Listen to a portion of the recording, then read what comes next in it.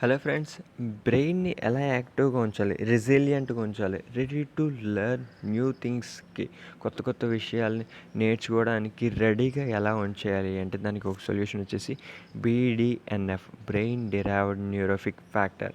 Brain derived neurotrophic factor అనేది మీరు tablets ద్వారానో ఏదో మెడిసిన్స్ ద్వారానో తీసుకోలేరు. It will produce it while you are doing aerobic exercise.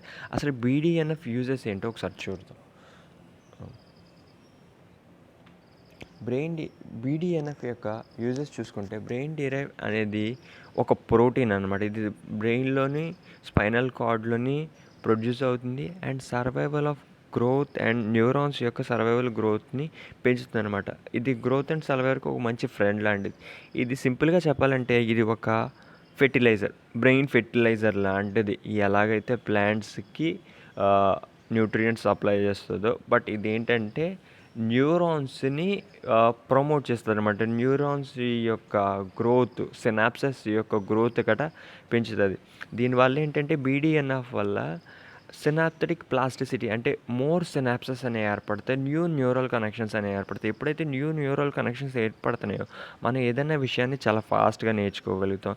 దాని తర్వాత స్ట్రెస్, ఎడిక్షన్ ఇలాంటి వాటిని కూడా తగ్గించడానికి ఉపయోగపడుతుంది. దాని తర్వాత న్యూరోసైకాట్రిక్ డిజార్డర్స్ లైక్ డిప్రెషన్ కానీ, ఎడిక్షన్ కానీ వీటిని కూడా తగ్గించడానికి ఉపయోగపడుతుంది. ఫర్ ఎగ్జాంపుల్ ఎవరికైనా ఎడిక్షన్ ఆఫ్ సంథింగ్ ఉంటే ఏంటంటే డైలీ మనం ఎక్సర్సైజ్ చేయడం వల్ల దానివల్ల ప్రొడ్యూస్ అయ్యే బీడీఎన్ఎఫ్ వల్ల అది ఇండైరెక్ట్గా మీకు ఆ యొక్క ఎడిక్షన్ లెవెల్స్ అనేవి తగ్గిస్తుంది అనమాట.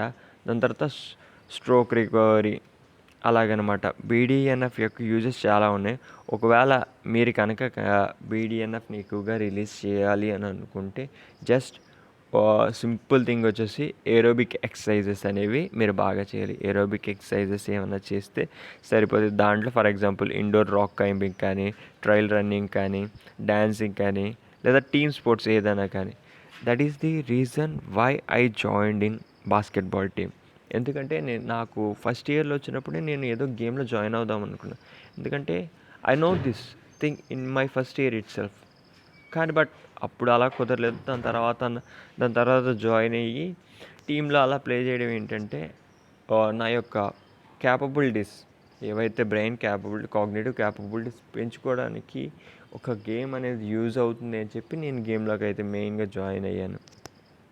అండ్ ఈరోజు నుంచి కూడా మిగిలిన ప్రాజెక్ట్ ప్లాస్టిక్ టీమ్ మెంబర్స్ కూడా డైలీ ఈవినింగ్ గ్రౌండ్కి రావాలి. ఏదో గేమ్ ఆడడమో జస్ట్ ఆర్ ఎల్స్ ఒక రన్నింగ్ చేసి వెళ్ళిపోవడమో లేకపోతే జాగింగ్ చేయడమో చేసి వెళ్ళాలి.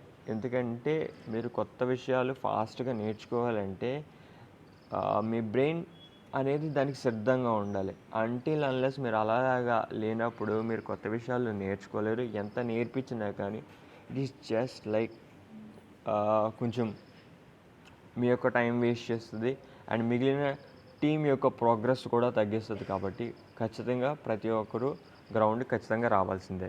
ఈవినింగ్ 6:15కి ఎలాగో 6 వరకు మనకి జేఆర్ ఆఫ్ క్లాసెస్ ఉన్నాయి కాబట్టి 6:15కి గ్రౌండ్కి స్పోర్ట్స్ డ్రెస్తో వస్తే దాన్ని బట్టి మొత్తం టీం అంతా కలిసి రన్నింగ్ చేద్దాం.